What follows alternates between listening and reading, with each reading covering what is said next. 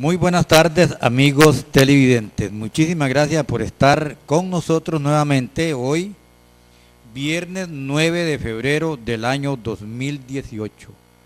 Viernes 9 de febrero del año 2018, para llevarle un programa más de Horizonte Electoral en esta segunda ronda de elecciones.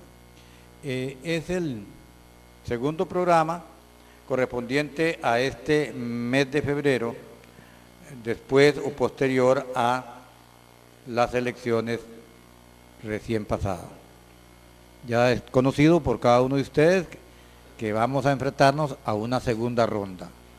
Una segunda ronda, pues quiere decir, ¿verdad? Es que cuando cualquiera cree que es una ronda de calle, que hay que chapear. No, es como no se ganó en la primera elección, se va a una segunda elección, como llaman en Dinadeco, a una segunda convocatoria, una hora después. Aquí son 2 meses después, una segunda convocatoria. ¿Por qué? Porque en la primera no había quórum. En la primera no hubo quórum. El quórum es el 40% de los votos, tomándose en cuenta el padrón electoral. Entonces, de ahí que al no haber ese número, ese porcentaje, vamos a una segunda oportunidad. Y ya no hay tercera. Quede bien claro que no hay tercera. Aquí se gana si Julián tiene 3 y yo tengo 4. Yo soy ganador. Entonces, hay que salir a votar. Bueno, amigos televidentes, muchísimas gracias por estar con nosotros. Quiero decirles, por supuesto, anunciarles, porque no quiero que vayan a decir que Juan está inclinado a Fabricio Alvarado o a Fabricio Alvarado, ¿verdad? A Carlos Alvarado, es que son 2 Carlos, pero, no, perdón, son 2 Alvarados, pero Fabricio y Carlos. Entonces yo voy a estar totalmente al centro y estoy invitando a partir de este momento, que don Julián es testigo, para que pues no digan que es mentira. Yo invito a los programas que voy a hacer. Bueno, hoy es viernes, ya hoy despedimos semana, el próximo lunes, miércoles y viernes. Lunes, miércoles y viernes. Están cordialmente invitados. Siempre yo digo, para efecto de orden, porque donde hay orden está Dios, me avisan con unos 2 días de anticipación el grupo que quiere venir, para que no sea que van a llegar y se van a estar ultrajando aquí. Entonces, aquí hay espacio solo para 2 personas. Entonces, yo a partir de la próxima semana, entonces vea, ya tengo apartado el día viernes, de hoy en 8, el señor don Hermógenes Herrera. Él va a estar por la corriente, por el partido Restauración Nacional, de don Fabricio Alvarado. Entonces también ya invité para el lunes, para el miércoles lo tengo vacío. Entonces ahí vamos a estar, para que no sea tan bien. Yo quiero un día uno y otro día el otro, para ir dando alternabilidad y que ninguno diga que hubo preferencia para este o para el otro, porque en eso quiero de una vez poner las cosas sobre el tapete. Bueno, hoy tengo a don Julián. Yo a don Julián no le he preguntado, porque yo a él lo invité como un analista del proceso recién pasado y lo que se ventila. Si él ya está inclinado, ¿verdad? Si ya le hicieron la comba y está inclinado, él tendrá todo el derecho de decirlo, porque él es autónomo. El invitado tiene toda la autonomía de decir, sí, vengo por este partido y así, llamo a votar, y también razonar el por qué. Porque hay que razonar el por qué yo llamo a votar por alguien. Bueno, la cosa se puso bonita, don Julián. Bienvenido a Nativa Canal 2 y al programa Horizonte Electoral. Le cedo el micrófono para que usted también salude a todos nuestros televidentes y también inyectarle ánimo, porque viene una nueva fiesta electoral. Bueno, Juan, realmente contento de estar compartiendo aquí con los amigos de Nativa TV. Una condición muy especial es la que estamos viviendo en este país en relación con la elección de la presidencia de la República, y también pues fue sorpresa el hecho de que tuviéramos una asamblea legislativa que muchos no esperábamos. También ahí hay cambios fundamentales que uno podría analizar desde el punto de vista político, y de qué podríamos esperar, ¿verdad?, de un gobierno, de uno o del otro. Esto es muy importante, porque a la ciudadanía tiene que darse cuenta de que estamos prácticamente a 1 mes, 22 días de elegir a nuestro presidente de la República, y es nuestro, porque va a ser el costarricense, el presidente de todos los costarricenses. Hoy día, Juan, entonces compartimos aquí con vos, ¿verdad? Y esperamos ayudarte un poco a ir dilucidando aspectos relacionados con lo que se marcó en esta campaña de las debilidades que presentaron partidos importantes, de la dinámica que se dio para que hoy dos partidos que estaban allá votados, que nadie daba un 5 por ellos, sean los que se estén disputando la presidencia de la República. Bueno, muchísimas gracias a don Julián Lizano por estar hoy acá en esta segunda edición del año 2018. Bueno, del mes de febrero, porque realmente ya la primera ronda pasó, ahora vamos con la segunda y ya tenemos el segundo programa para analizar, y tal vez es interesante porque al cambiar de interlocutor hay alguna pequeña variable en el análisis, no todos van a analizar de una misma manera. Tal vez un día esto hablaba con doña Dunia. Doña Dunia dice que, y sigue sosteniendo yo pienso, como te dijera, no igual a ella, es que la parte presupuestaria juega. Lo que sucede es que el presupuesto no lo hace todo, pero tampoco el discurso o las ideas o el programa lo hace todo. Tiene que haber una convergencia factorial de muchos factores, por eso le llaman multifactorial, para que el éxito se dé. Por ejemplo, hay un caso patético, ¿verdad? Para mí estas elecciones fueron toda una lección, nadie la esperaba.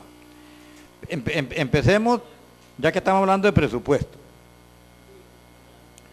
Los dos partidos tradicionales de más de 50 años de existencia, Liberación Nacional, para hacer historia, nace como partido político el 12 de octubre del año 1951. Tiene 66 años.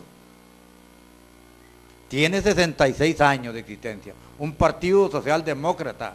Y lo decía un mismo representante aquí, que vino 15 días antes de las elecciones. No, que va a Liberación, nadie se la quita. ¿Por qué? Decía yo, ¿por qué nadie se la quita a Liberación? ¿Qué es lo que pasa? Me dice, porque Liberación es el único partido que está estructurado, tiene estructura organizativa de frontera a frontera y de costa a costa, y en el espacio aéreo los 12.000 pies de altura.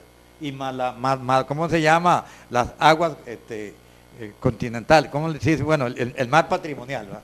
Muy bien, está organizado en todo. Bueno, yo digo, está bien, es respetable esa posición, está estructurado. Dije yo, seguro se va a barrer con todo, ¿verdad? Y se lleva a la mitad más uno la Asamblea Legislativa, pensé así, dije yo. Bueno, muy bien, y al ver tanto despliegue de signos externos, Rodolfo Pisa, parecidón, pero resulta que seguro doña Dunia se agarra de eso. No, que el dinero no juega. Y entonces a mí me parece lo contrario, que sí juega. Es que si estos partidos no hubieran gastado el capital que gastaron, se queda en último lugar o bajo cero. Yo más bien lo veo de esa perspectiva. Pero doña Dunia lo ve que no, que es que el capital no juega, y para mí sí sigue jugando el capital. El capital juega y va a seguir jugando, querramos o no querramos. Bueno, don Julián, entonces, atípico que dos partidos grandes, tradicionales, de historia, que no es un partidito que ahorita podemos hablarlo de Otto Guevara, pero bueno, un partido nuevo, y la verdad que nació renco. Estos partidos enormes, grandísimos, y el hecho que no estén en esa gran final, como se dice en fútbol, que no estén en la gran final, a la puña, porque uno, al menos yo te digo y te confieso con toda honradez, yo creí que la final podía ser, y siempre pensé en Juan Diego, porque también estuvo en un punto muy alto, ¿verdad? Juan Diego con Liberación o Juan Diego con Pisa. Nunca pensé ni con el doctor ni con Carlos Alvarado, pero en esos dos, y más bien vea que ese trío que estoy inventando, ninguno está. Es algo sumamente interesante. Compañero don Julián, tiene la palabra. Juan, definitivamente sí es un proceso electoral totalmente diferente. y que los costarricenses tenemos que empezar a visualizar cosas muy elementales. Hay aspectos muy puntuales en esta realidad, y es que yo considero que lo que se dio, ¿verdad?, en este proceso es una manipulación, si se quiere, de algunos elementos fundamentales en el quehacer nacional que inclinan de cierta manera las balanzas. Por ejemplo, la batalla desde un inicio que se da entre Liberación Nacional y el Partido de Integración Nacional, donde prácticamente Juan Diego Castro es el caballero, ¿verdad?, de las 1000 batallas, donde enfrenta permanentemente a Liberación, y no le sacó más trapos porque seguramente estaba guardándolos para un momento crucial, como una segunda ronda, por ejemplo. Pero ahí estaba el asunto. Había una batalla, ¿verdad?, electoral, muy, si se quiere, de campaña sucia, de ataques en relación con el quehacer de estos dos candidatos.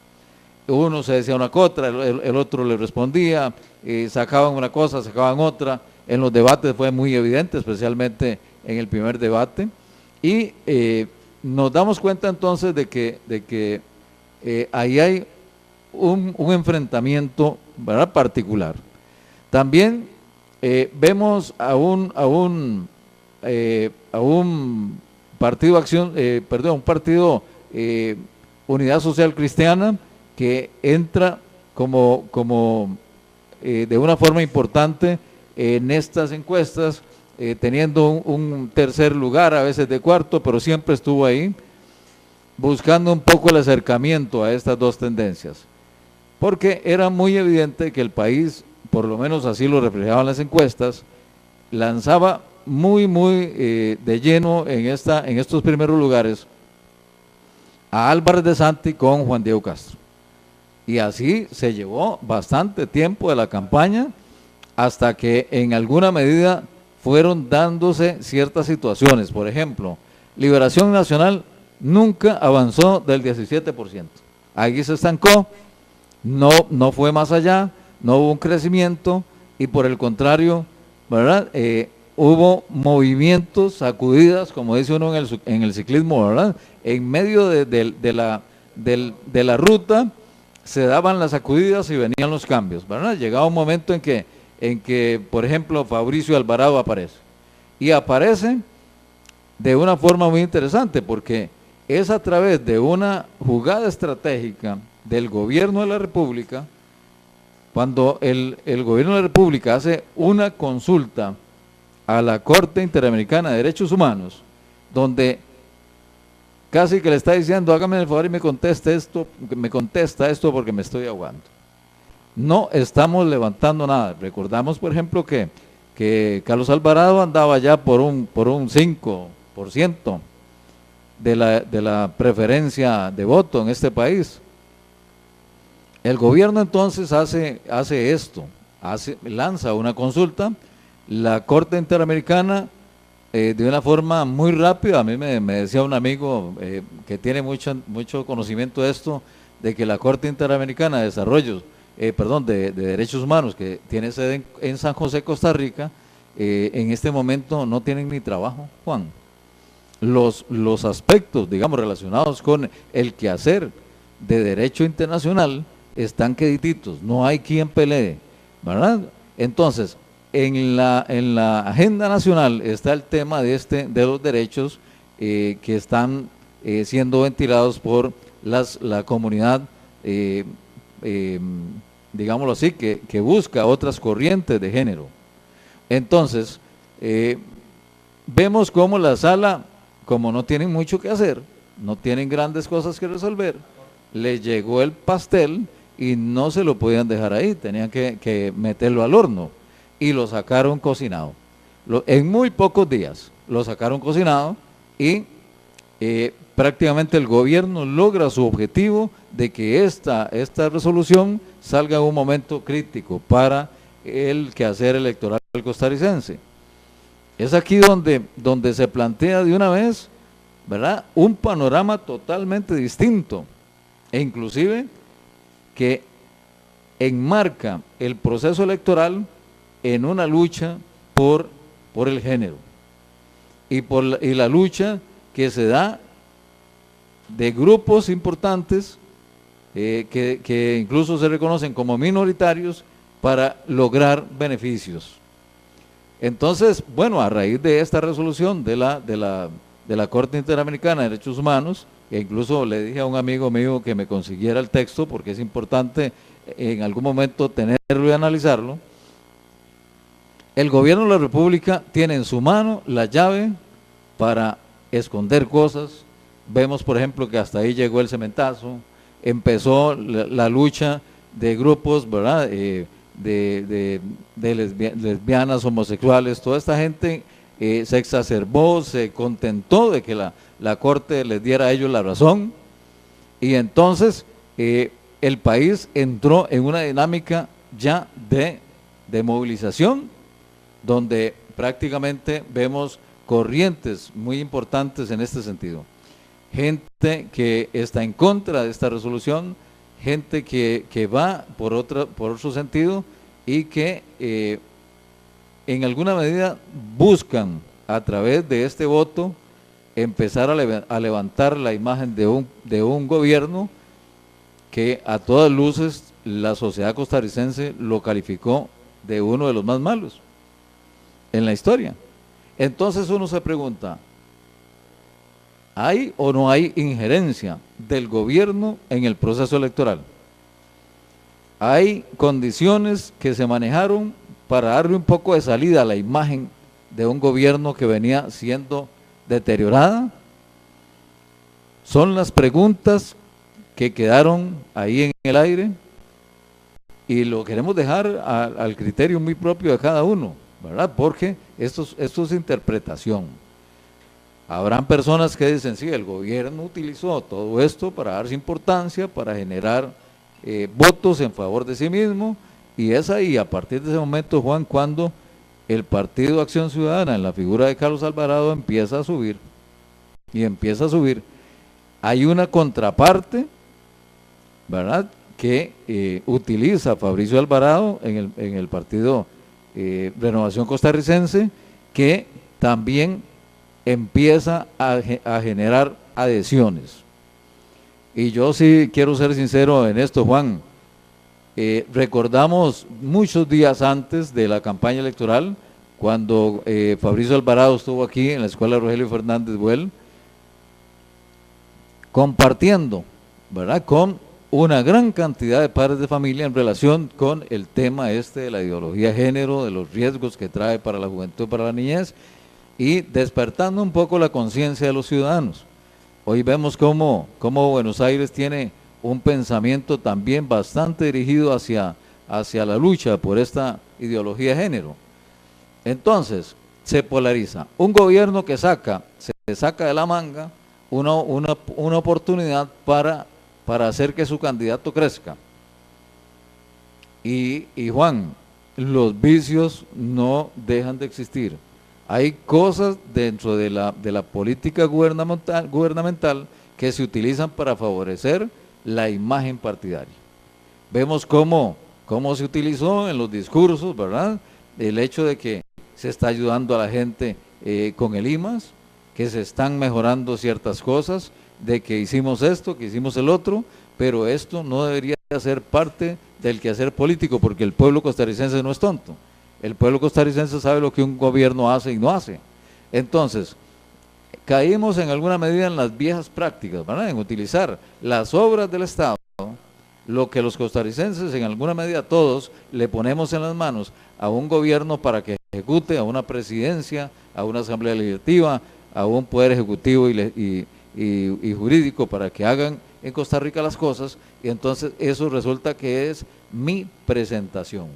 No es la presentación de un país que hace cosas, sino que se utiliza. Y aquí yo tengo que ser totalmente claro en esto, no hubo cambio, Juan, no hay tal cambio.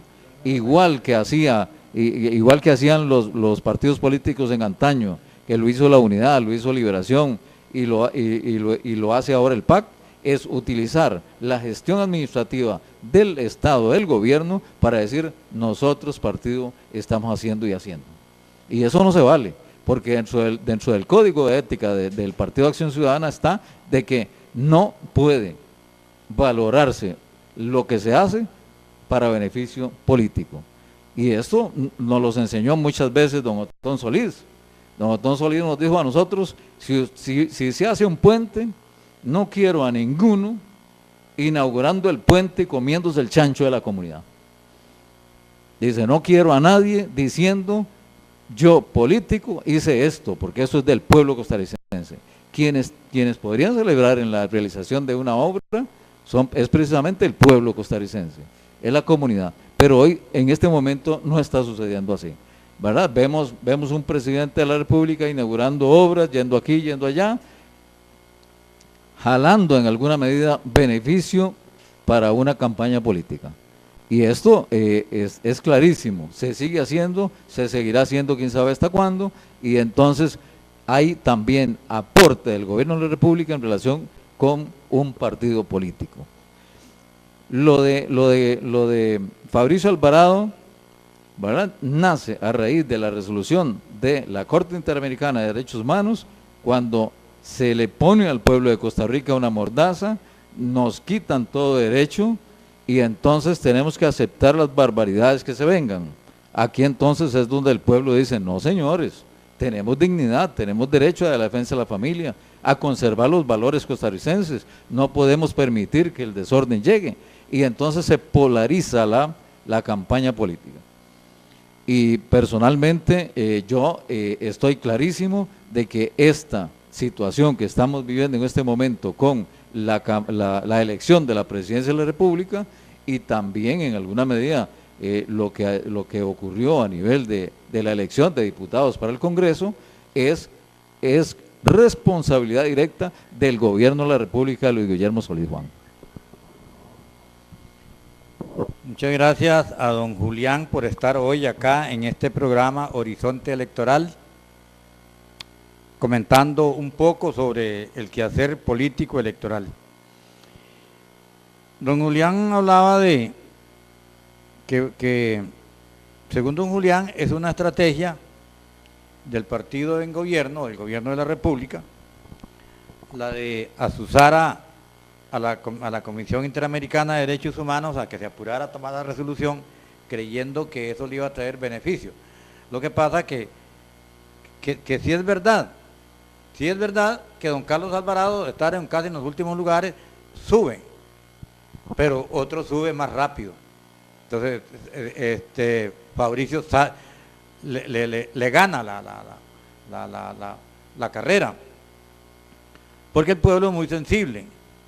Don Julián, pero bueno, que esta es una realidad. Bueno, claro, los dos que estaban abajo entonces se levantan, o sea que eso benefició, por lo menos para aplastar a Liberación y a los otros, y son ellos los que van a la segunda ronda. Eso ya está claro, y lo que estamos hablando es exactamente el por qué, porque todo lo que nosotros nos comentamos acá, todos en la calle nos hacemos esa pregunta, pero ¿cómo es posible que en agosto aquel estaba en 1%, en 2.9, creo que era Carlos Alvarado, y se diera? Entonces, eso es algo como anormal, porque nunca había sucedido en la historia patria. Bueno, se da este fenómeno, entonces uno trata de explicar el por qué ese fenómeno. Entonces, bueno, Julián plantea eso y lo concibo yo también, lo concibo,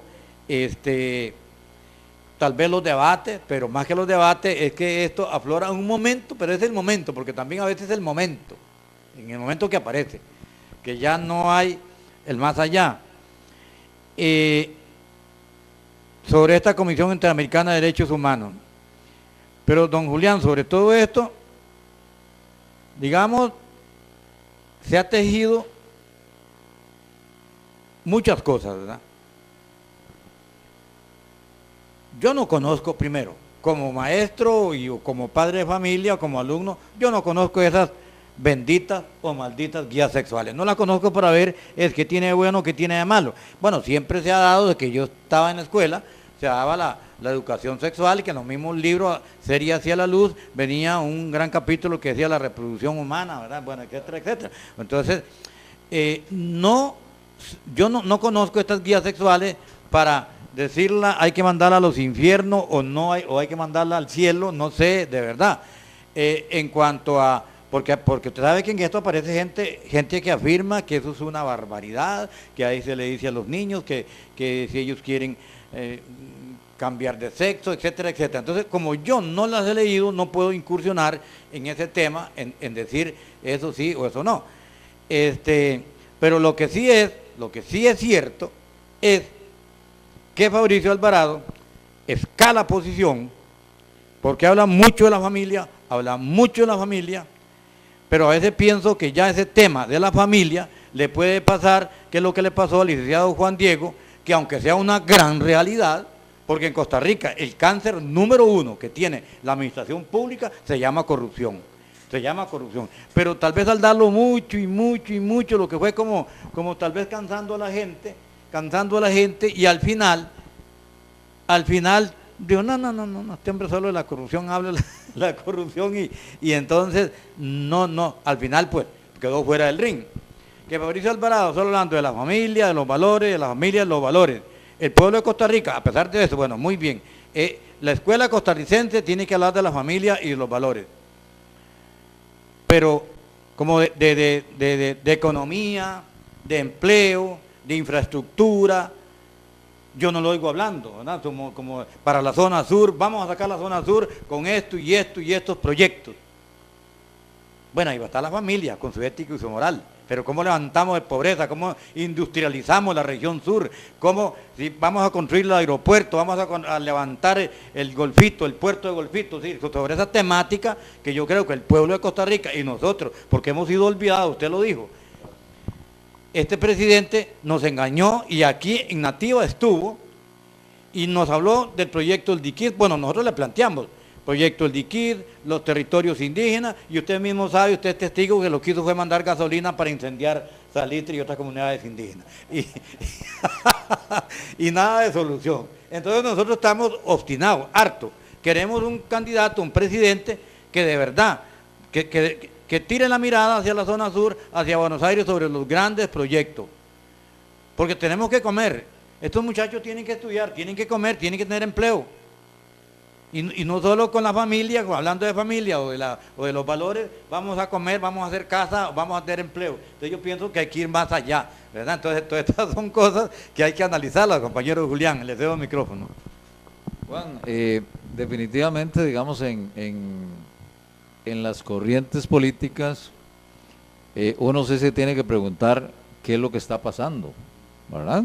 Vemos, por ejemplo, un Partido de Liberación Nacional, ¿verdad?, que representa la socialdemocracia en este país, que está enfrascado en una realidad concreta, ¿verdad?, de lucha interna, de descrédito, de falta de liderazgo, si se quiere, donde hay mucha gente incómoda, gente que incluso se ha ido del partido, gente que ni siquiera llegó a votar, habiendo sido liberacionista de años. Entonces, incluso vemos liberacionistas, inclusive con que han sido de la alta dirigencia, que se fueron para otro lado. Entonces uno se pregunta, ¿qué está ocurriendo en Liberación Nacional? ¿Verdad? Hay una pérdida de la identidad del partido.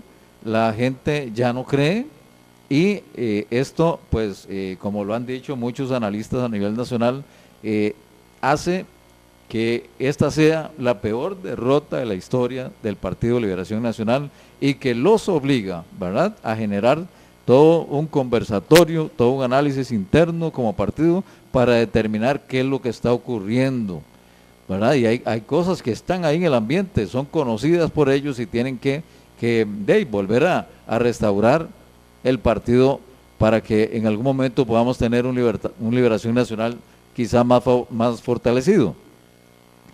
Cuando hablamos por ejemplo, de una unidad social cristiana, ¿verdad?, que sufre su primer descalabro o división en la campaña política tras anterior, cuando precisamente el candidato a la presidencia de la República era el doctor Hernández, y que de camino simplemente se baja del caballo, como dijeron un día estos, ¿verdad? Se baja. Él se baja cuando las encuestas y el país le favorecía hacia la presidencia de la República. ¿Qué ocurrió? Solo ellos sabrán qué pasó ahí. Hay algunos aspectos que podría analizar uso, como el hecho de que se demandara más poder en el grupo del doctor y que no le dieron a nivel de estructura política de la unidad, pero eso es una realidad que se dio. Y recordamos cuando se dio el encarcelamiento o el proceso judicial contra dos expresidentes de la unidad, Rafael Ángel Calderón y Miguel Ángel Rodríguez. Estas personalidades hacen que la Unidad Social Cristiana entre en una crisis casi de muerte, ¿verdad? De muerte.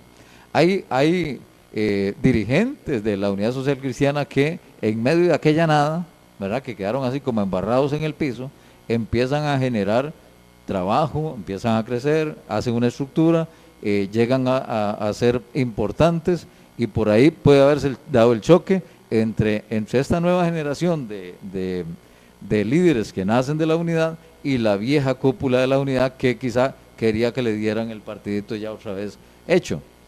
De aquí entonces nace esta controversia que la vimos todavía hace unos días, ¿verdad?, con el enfrentamiento de la unidad con el republicano, que incluso fue muy evidente en los debates, Juan, fue muy evidente en los debates donde el doctor Hernández atacaba mucho a la Unidad Social Cristiana, especialmente a don Rodolfo Pisa, para sacarlo de casillas, para ponerlo, ¿verdad?, incómodo. Entonces uno siente que ahí hay algo que no está bien, que aunque ya están, digamos, por decirlo de alguna forma, en aceras diferentes, pero se siguen volando, se siguen dando y se maltratan mucho mutuamente. ¿Por qué? Mucha gente que está en el republicano estaba en la unidad y ahora se fueron. Y ninguno de los dos logrará nada mientras exista esa división. ¿Qué pasó, Juan, con el partido Frente Amplio? ¿Verdad? Uno de los análisis más importantes que podemos hacer es la realidad del Frente Amplio. Cuando era un partido que siempre era un partido de lucha, ¿verdad?, con don José Merino del Río, que de Dios goce, excelente persona, un luchador por las causas sociales, y como único diputado da cátedra de legislación en la Asamblea Legislativa, y con su fallecimiento pues el partido en alguna medida se fortalece y logran en la campaña pasada tener 9 diputados en la Asamblea Legislativa.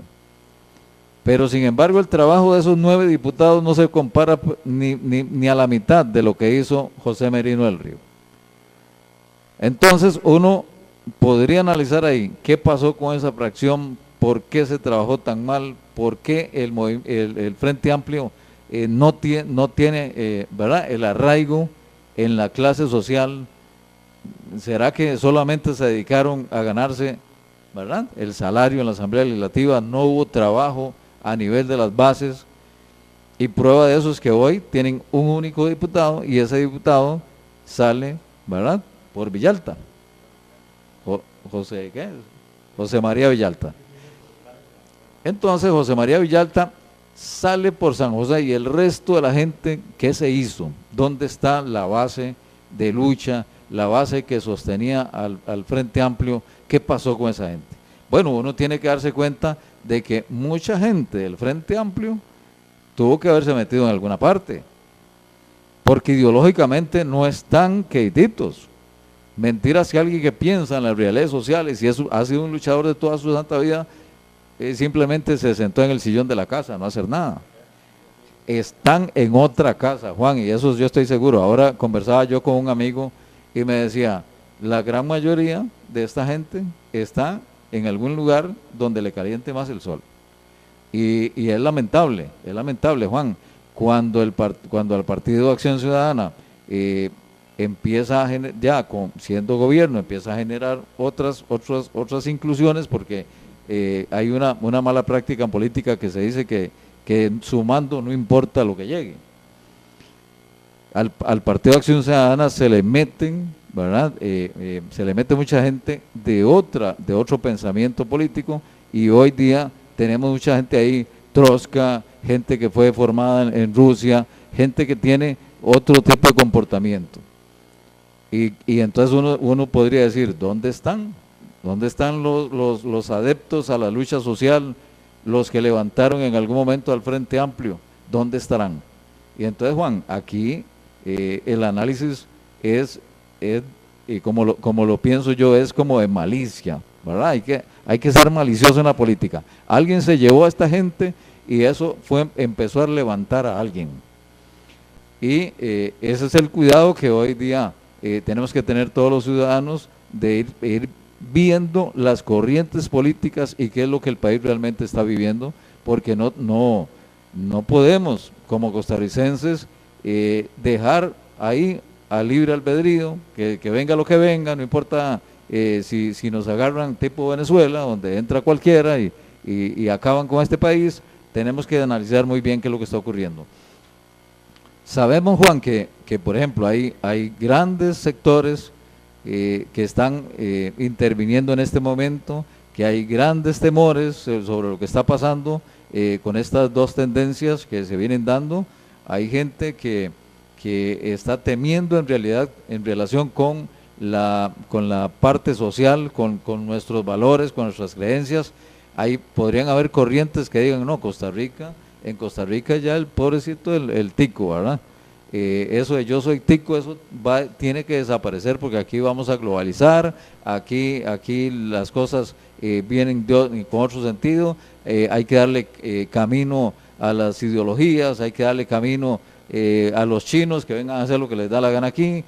Y el otro gran factor importante aquí es cómo se está jugando en relación con las creencias, con los valores, cómo se está utilizando todo esto en favorecimiento de una campaña.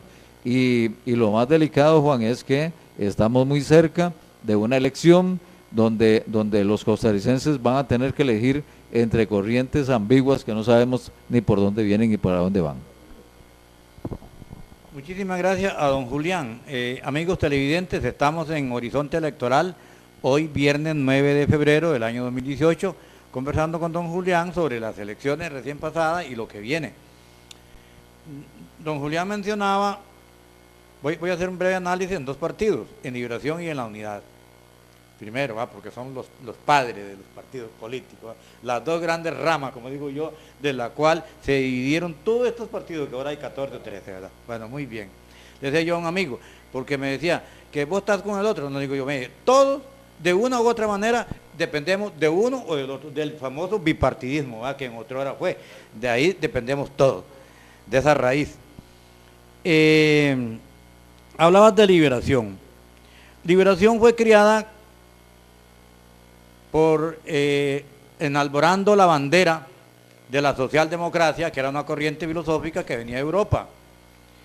Y entonces aquí Luis Alberto Monge, Figueres, pero también el otro, ¿cómo se llama? Francisco J. Orlich, Daniel Uduber Quiroz y otros grandes intelectuales levantan la bandera de la socialdemocracia y crean el Partido Liberación Nacional. Su carta magna habla que la orientación filosófica es la socialdemocracia. Pero ese Partido Liberación Nacional con el tiempo se ha venido, y permítame la expresión, se ha venido prostituyendo, es decir, transformando, modificando, cambiando la ideología, y ya el primero que lo escuché de la transformación de Liberación fue a don Rolando Araya Monge. Don Rolando Araya dice, a Liberación la han secuestrado. Ya no es un partido socialdemócrata, es un partido neoliberal, es un partido procapitalista, de un capitalismo salvaje, del cual ustedes han escuchado mucho hablar a su santidad, el Papa Francisco, en contra del capitalismo. Entonces el problema, los signos ideológicos a veces uno dice no es el problema, sino que como cuando uno hablamos de socialismo, el socialismo no es malo, lo que pasa es que el socialismo se transforma en otras cosas, en otra figura, ahí sale otra figura. Entonces lo mismo que la socialdemocracia. Entonces tenemos una oligarquía, que ese es el peligro. Cuando uno habla, que uno dice, bueno, gana Solís, pero Solís no estaba preparado. No estaba preparado, cuando digo no estaba preparado, es él como persona no, y no estaba preparado con todo el engranaje que se requiere para nombrar un gobierno de la República. Un gobierno de la República no es solo los que están en la casa presidencial, no, es todo el engranaje ministerial, instituciones autónomas como Recope, la Caja del Seguro Social. Entonces a mí sí me parece que la persona tiene que estar preparada. Para mí Luis Guillermo Solís, oiga, mire, bastante parecido con lo que está pasando ahora. Estaba con sexto lugar, ¿verdad?, cuando vinieron las elecciones. Él no estaba preparado. Y de la noche a la mañana tener que nombrar ministro, ¿qué tuvo que hacer? Rejuntar de todos lados, con buenas recomendaciones, etcétera, etcétera. El peligro que me da es que ahí se fraguan gente mañosa, y perdóname la expresión, amigos televidentes, que ahí se fraguen gente corrupta y mañosa, que no llegan a hacerle bien al país. Y usted sabe que me da la razón, el derecho de ese tema que con don Julián no lo he comentado, pero lo vamos a tirar ya no es al aire, el cementazo. El cementazo no es una enfermedad solo de este gobierno, no, es una enfermedad de muchos gobiernos atrás, nada más que ahora se develó porque se hizo en casa presidencial. No sé ni quién fue el que lo descubrió, si Mario Redondo o las redes sociales, pero sí sé que se descubrió, si no estuviera tapadito y todo estuviera en santa paz. Pero como se descubrió, entonces ahí viene. Pero el cementazo, no se equivocan ustedes televidentes si creen que esto fue nada más obra de Luis Guillermo Solís. No, aquí el bipartidismo tiene todas las manos metidas, y por eso vea que lo que estábamos hablando ahorita de Rodolfo Pisa, cuando el doctor Hernández le dice, no, usted fue un gran amigote de Juan Carlos Bolaño, que hasta el mejor caballo, la mejor bestia le presta para el tope, la que lo votó. Entonces es nada más una pincelada para que ustedes vean que el cementazo no es un cáncer solo de esta administración, sino sigamos la raíz, como cuando uno arranca la mata de yuca y se le quiebra, entonces uno tiene que seguir la yuca. Entonces, sigamos la raíz del cementazo, es profundo, están en los hermanos Arias, están en todos los partidos, y eso es muy peligroso, Entonces por eso fue que Juan Diego habló de la corrupción, porque la corrupción es el mal. Mire, si nosotros tapamos la corrupción, tenemos plata para hacer 2 hospitales modernos aquí en Buenos Aires. Tenemos plata para hacer la ciudad judicial. Hay plata porque es que la corrupción y la evasión de los impuestos son los 2 grandes males desde el punto de vista económico, financiero para el país. Pero seguimos de mal en peor. Con la unidad, don Julián, la verdad que me toca decir que don Rodolfo Pisa levantó al partido, porque usted lo dijo, y yo también así lo he dicho. La unidad llegó casi que a tierra, al polvo, hace 8 años, 10 años, de cuando los expresidentes.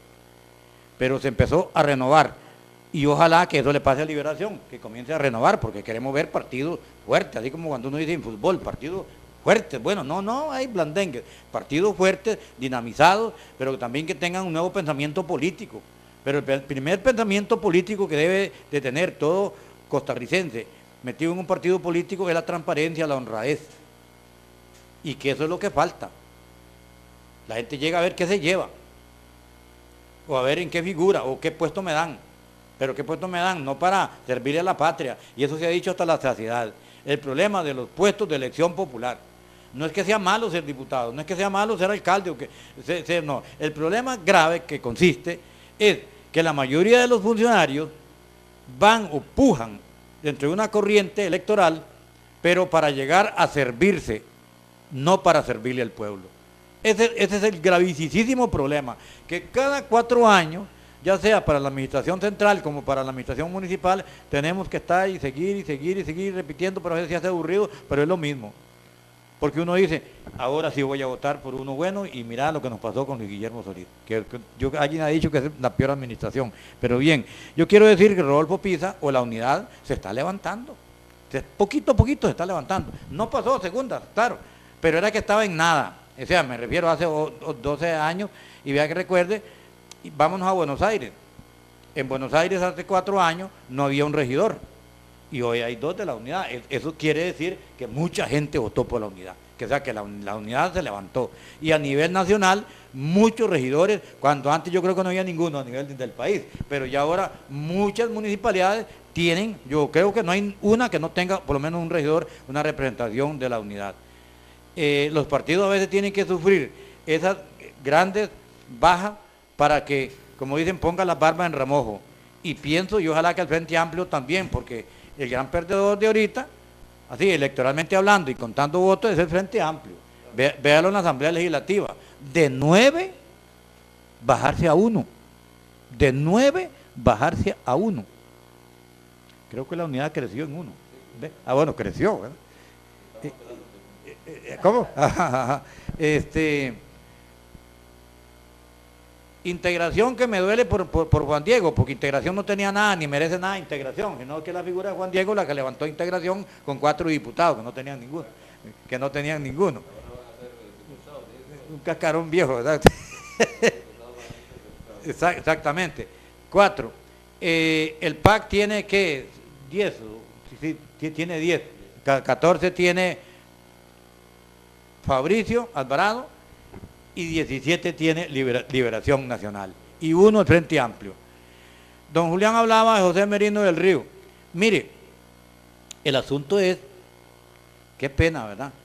Pero parece que la fracción unitaria de Merino del Río dio más apoyo. Las grandes huelgas, usted recuerda, Merino del Río era un hombre que estaba siempre en las grandes batallas. Pero también José María Villalta, como diputado unitario, y así como ustedes lo ven, jovencito, fue un carajo que se arrolló la manga, dio pelea en la Asamblea Legislativa, y por eso fue candidato a la presidencia de la República, y estuvo a un punto también, de igualar con Liberación Nacional. Entonces Liberación tuvo un gran miedo, que empezó entonces, vea, ahí está el problema, digo yo, mira, es que las lecciones como que nunca se aprenden. Liberación viene, y entonces empieza a atizar a José María Villalta en todos los discursos en plaza pública, que no voten por el comunismo, porque esto sería un triángulo de Venezuela, Cuba y Nicaragua, jamás de los jamás. Entonces casi que le decía, voten por cualquiera, pero no voten por José María. Entonces la gran masa indeciso y la gran masa liberacionista dice, bueno, hagámosle caso, pero vámonos con Luis Guillermo, que no tienen rabo que le majen en ese momento, ¿verdad? Vámonos con Luis Guillermo, y le dieron una aplastada que hasta obligaron por primera vez en la historia de este país a que un candidato presidencial y de Liberación Nacional, porque todavía la historia tiene que subrayarlo, de Liberación Nacional, ese Partido Socialdemócrata que tiene que huir, que tiene que retirarse, que tiene que renunciar en plena campaña de la segunda ronda. Eso es histórico, que quede para los anales de la historia. Entonces ahora fue al acabose. Ahora tienen que rectificar. Es el momento de poner las barbas en remojo nuevamente y volver a rectificar, ver cuáles fueron sus hierros y corregir para prepararse para una futura elección, si es que quieren de veras pellizcar votos, porque si no, estamos feos, o los nuevos partidos que vienen haciendo, como este de Fabricio, como este Partido Nueva Generación, los otros, pero bueno, vamos a ver, ya nos queda. Hablemos un poquitito de eso del cementazo. ¿Usted cree que eso afectó a Liberación Nacional o a los partidos tradicionales o no? ¿Usted cree que no, que eso fue una cosa como que, bueno, la corrupción, pero es que la corrupción, o usted cree que sí, que eso fue nada más que solo afectó al Partido de Unidad y que a los otros no los afectó? Juan, definitivamente el tema del cementazo prácticamente se trae abajo a Liberación, se trae abajo a la Unidad, se trae abajo al mismo Frente Amplio, se trae abajo al Partido Acción Ciudadana, en términos de imagen y de transparencia y de lo que representa precisamente el buen quehacer en la función pública y en la transparencia, en la honestidad de los actos. Y parece como que el cementazo iba ¿verdad? Como pringando poco a poco a un montón de gente, que en este momento todavía uno podría sospechar de que hay mucho más personas involucradas en el tema. Un aspecto también muy delicado en el tema del cemento es que impregna a todos los tres poderes de la República. O sea, no hay quien se escape. Por ejemplo, cuando veíamos en escándalos anteriores, que veíamos, por ejemplo, en gobiernos que se dieron anteriormente, recuerdo, ¿verdad?, en los años de gobierno de Luis Alberto Monge, con el tema creo que era del escándalo, no me recuerdo el escándalo exactamente, pero el tema que se dio en ese gobierno con la Comisión Nacional de Emergencias, una gran cantidad de dinero que se esfumó, pero era muy propio del manejo a nivel del Ejecutivo. También vemos después los casos de la unidad con la Caja del Seguro Social y lo que fue la empresa de la Fichel, todo esto. Luego con José María Figueres el tema de Intel, de asignaciones familiares, donde también muchos se manejaban. Vemos ahora, por ejemplo, el caso de la trocha con Laura Chinchilla, en el caso que son grandes eventos, ¿verdad?, de la administración pública que han sido escándalos, pero se circunscriben al Poder Ejecutivo, Juan. Pero lo que se viene a dar con el cementazo, básicamente destapa, ¿verdad?, le quita la cobija a todo lo que está ocurriendo a nivel de la nación costarricense, donde hay jueces, donde hay magistrados de la República, donde hay diputados de la Asamblea Legislativa inmiscuidos en este negocio. El Poder Ejecutivo, aunque se habla de gente supuestamente como escondidita, ¿verdad?, como se dijo en muchos titulares, como el gran papá del asunto, como que el gran pa conocía de todo este asunto. Todavía la prensa no ha podido saber quién es el gran, ¿verdad?, el gran padre de la cosa. Y entonces es un escándalo que uno podría decir, bueno, es que los escándalos son ya cotidianos en la política costarricense, pero vemos que este escándalo va mucho más allá. Ya se metió a la Corte, se metió a la Asamblea Legislativa, se metió al Poder Ejecutivo, o sea, todo el Estado costarricense dañado. Esto nos tiene que llamar a una reflexión enorme porque estamos precisamente en estos días hablando con la comunidad del tema de principios y valores, y es lo que pareciera que ya no tenemos en este país. Los principios y los valores a nadie le interesan. Si a mí en una pulpería me dieron 500 colones de más, me hago el maje y me los echo a la bolsa, ¿verdad? Si me tengo que ganar algo indebidamente, me lo gano. Si tengo que bailarme a alguien para tener mis cosas, también. Si tengo que ir a asaltar, asalto porque ocupo la plata. Entonces, estas cosas son las que tienen al país dañado. Nosotros aquí en Buenos Aires lo podemos ver en pequeños detalles, gente que hace negocios, que hace cosas indebidas, pero son en pequeñas cosas. Un amigo mío me decía, bueno, es que la corrupción es inherente al ser humano. Nosotros somos corruptibles y es nuestra decisión si no entramos en ese asunto. Pero ¿qué es lo que está pasando hoy día? Al no tener la sociedad costarricense principios y valores, todos podemos caer en las tentaciones de la corrupción y entrar, digamos, a condiciones que nos desfavorecen como sociedad, nos desfavorecen como comunidad y como pueblo.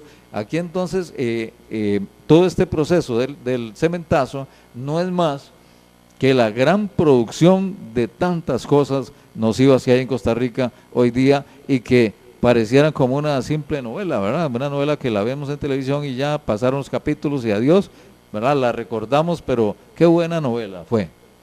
Y eso es lo que nos tiene enfermos. ¿verdad? Nos tiene enfermos el hecho de que no recordemos, que no tengamos memoria, de que no traigamos cada día una lucha permanente contra la corrupción.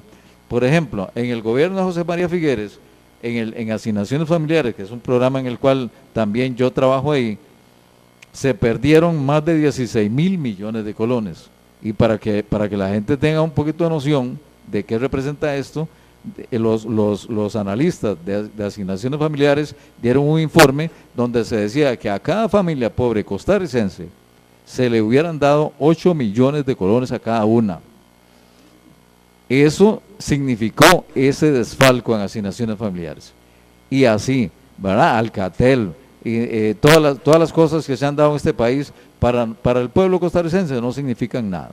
Así como no significa nada, Juan, el hecho de que hoy estemos ante la segunda o segunda ronda, ¿verdad? Ya el Tribunal Supremo de Elecciones ya lo anunció, le va a costar al país 1.200 millones de colones que se van a gastar en un domingo, ¿verdad? En pocos días, en términos de 10 días, el país va a tener que sacar 1.200 millones de colones. Eso, ¿cuánto no hubiéramos hecho?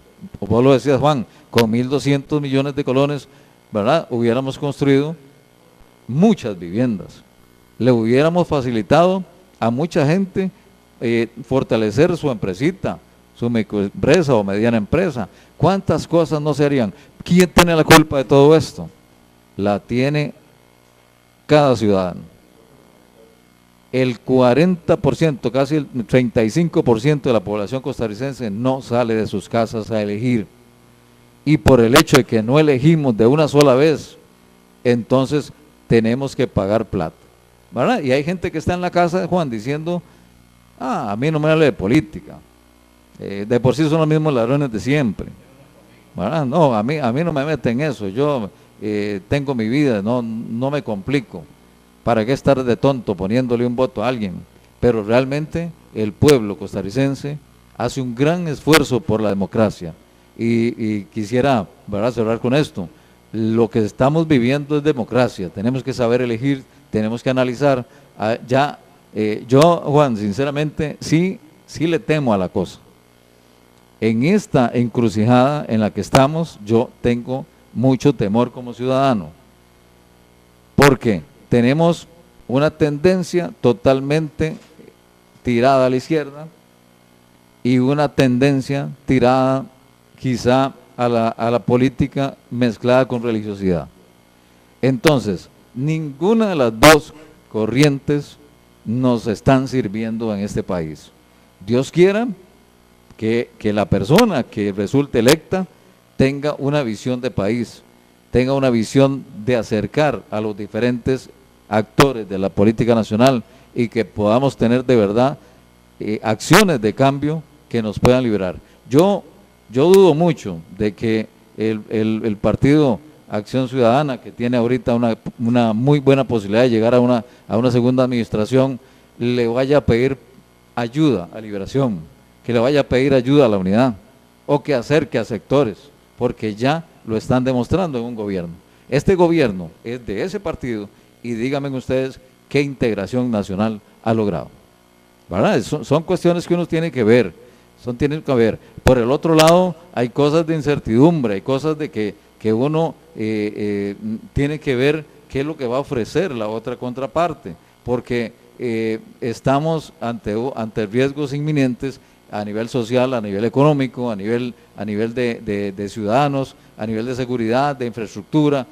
Muchos riesgos vienen para este país si las cosas no se hacen de la mejor forma y con la participación de todos los partidos políticos como lo han ofrecido en estos días. Sin embargo, ya hay manifestaciones que dicen lo contrario. Yo escuché, por ejemplo, a Álvarez de Santi decir: estamos, ¿verdad?, en la mejor disposición de colaborar con el próximo presidente de la República, sea quien sea, ahí estaremos para ayudarlo, para sacarle adelante.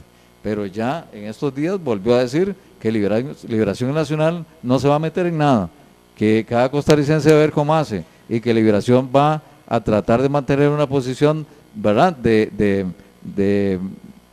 partido en la Asamblea Legislativa que garantice casi que sus propios intereses, sino los intereses de todo un gobierno. Es preocupante todo esto, Juan, porque nos deja la nebulosa de qué podría pasar. Sí siento que nadie se quiere involucrar, nadie quiere decir estamos dispuestos a esto y esto. Nadie de momento, ni la Unidad, ni Liberación, ni el Partido de Integración Nacional han dicho nada al respecto. Hoy día entonces como que se le está dejando al pueblo costarricense la decisión. Ojalá, Dios quiera, que tengamos una elección que de verdad nos ayude a todos los costarricenses a tener una mejor estabilidad y que el futuro sea mejor para todos y que no nos vengan después con sorpresas ingratas que nos puedan ir llevando en un proceso como lo han vivido otros países lamentablemente.